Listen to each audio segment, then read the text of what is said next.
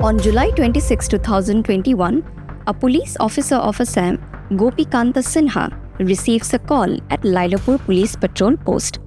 At first, the call was just to inspect a situation in Lailapur. Gopi, along with his team, went to inquire about the situation. But slowly, the situation got tensed and many miscreants started pelting stones on them. So Gopi and his team had to call for Superintendent of Police of Assam's Cachar district, Nimbalkar Vaibhav Chandrakant, to control the situation. But suddenly, the situation got so tense that even before Gopi and his team could react, it was too late.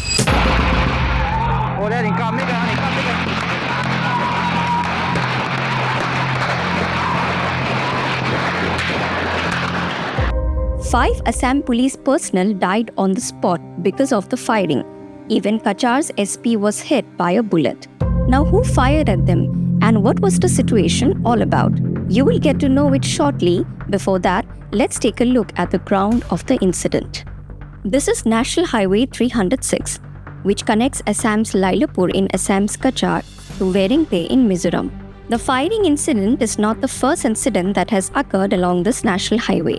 Similar incidents of conflict took place in October of 2020, when 20 bamboo huts were burned down by Mizo vigilante and a clash erupted between villages of Vairengte and Lailapur. For an outsider who is not a northeastern, these clashes may mean nothing more than a border fight. But it is beyond that.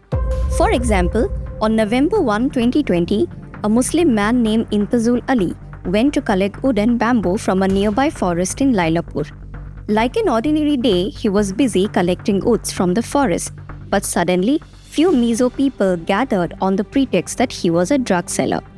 When they handed him over to the police had to admit him in a nearby hospital as his head was brutally beaten, and eventually he succumbed to his injury. These kind of stories are filled in border areas of Assam and Mizoram, and you will find news media like print or scroll publishing such stories. Such stories have risen because many people, especially from Mizoram's Vairengte, has seen a huge demographic change in nearby areas including Lailapur. Lal Sanglani, who is a member of the village council in Vairengte, spoke of what she called a sudden increase in Lailapur's population because of influx of illegal immigrants from Bangladesh. They fear that their land will be occupied slowly by these so-called immigrants, and this is evident by the fact that Lailapur is a place largely occupied by Muslims, and once indigenous scheduled caste population like Dimasa and Kacharis have moved to the adjoining areas. But now the question is, why are Mizos concerned about what happens in Lailapur? Isn't this Assam's territory? Well, to understand this, let's go back to history. After Yandabu Treaty of 1826, the British acquired control of Brahmaputra Valley and Assam was made a colonial province. The tribal territories were demarcated in Assam one after another, and Lushai Hills, which is present-day Mizoram, was occupied in between 1890 to 1895. The colonial administrator cleverly attempted to demarcate tribal territories in the province of Assam because of their unique customs distinct from the plains. But there was no proper demarcation of boundary on the basis of historical facts. So they used a Bengal Eastern Frontier Regulation of 1873, which provided the Lieutenant Governor of Bengal to frame laws and regulations in certain parts of eastern Bengal. Through this regulation, Britishers tried to demarcate Lushai Hills and Cachar. In 1875, a notification based on BEFR demarcated the Inner Line Regulations, known as the Inner Line Permit System, and defined the line between the Lushai Hills and the Cachar Plains.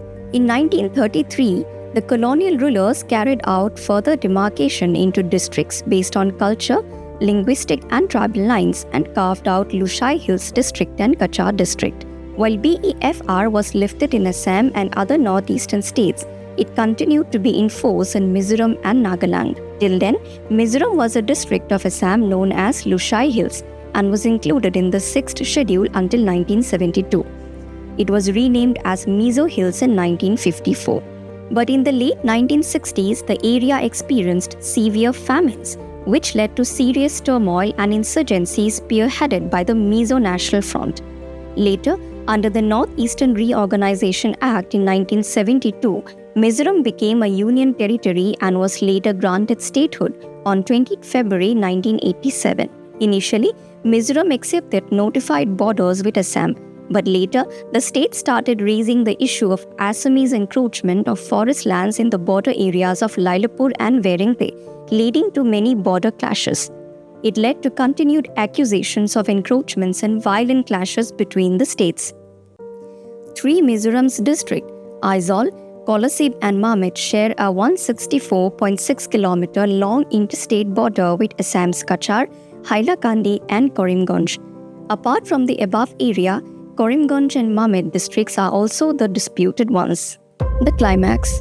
When on October 2020, many village huts were burned down along the National Highway 306, the Mizoram police built an outpost to regulate the situation. Barely 60 meters from the post, Assam Police too set up a post.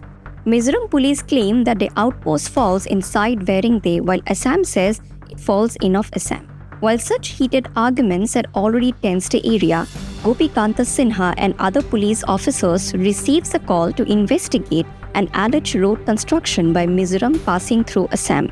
The police went there to give a notice to stop the construction work, but the notice turned into a heated negotiation and ultimately firing from Mizoram's side.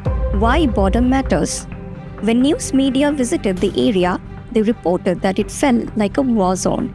Later, when Home Secretary called for a truce, both sides had to withdraw their police forces and CRPF was deployed till 4 km distance of the border, making it as no man's land. People in North India may see it as a fight between Mizos and Assamese, but actually it's an old fear against the ongoing illegal migration who have captured lands in such vulnerable areas and have intensified the conflict. Sadly, such conflicts have turned violent with incidents like school bombing, vehicle burning or road blocking, an older anxiety of locals finding expression in absence of any solution.